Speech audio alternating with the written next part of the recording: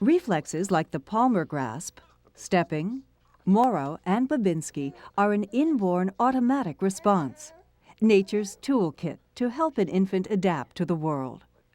Many reflexes, breathing, swallowing, and sucking, for example, have survival value. Other, more primitive reflexes like the Morrow and grasping are considered leftovers from our evolutionary heritage. Survival reflexes usually become voluntary at some point during the first year, while the primitive reflexes disappear. Anthony, go back down for a second.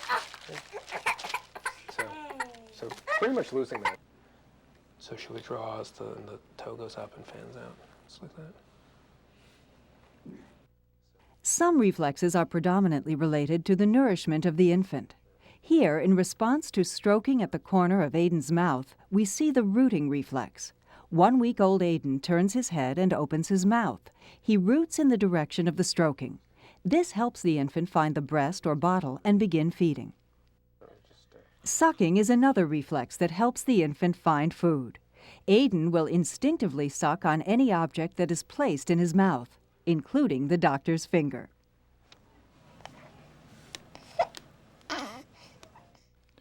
Some reflexes are predominantly related to the protection of the infant. Stroking the palm of Mackenzie's hand will cause her to close her hands and fingers in a grasp.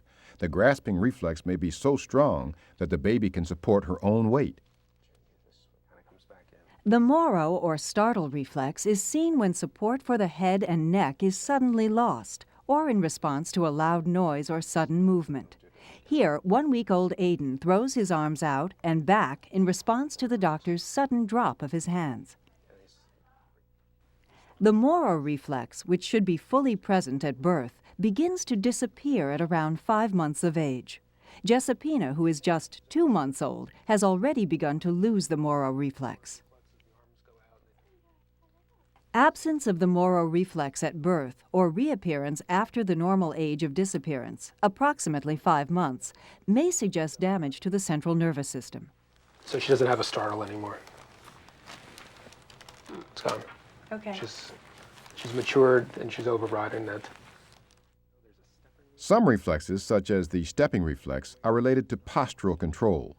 When held upright with her feet just touching a flat surface, 2.5-week-old Olivia appears to take steps and walk. This reflex, which typically disappears at around 2 to 3 months of age, will not be seen again until Olivia learns to walk on her own. Oh, I'm sorry. All right. Let's do that a little better. Let me hold you this way so people can see you. Okay.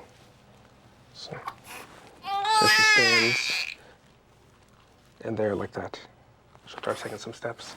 And you can get it to, if you sort of touch the top of her foot, she'll pick up a little bit there, like that. Reflexes are also used to identify normal brain activity. Absence, persistence beyond the normal time for disappearance, or the reappearance of a reflex later in life is suggestive of significant neurological problems.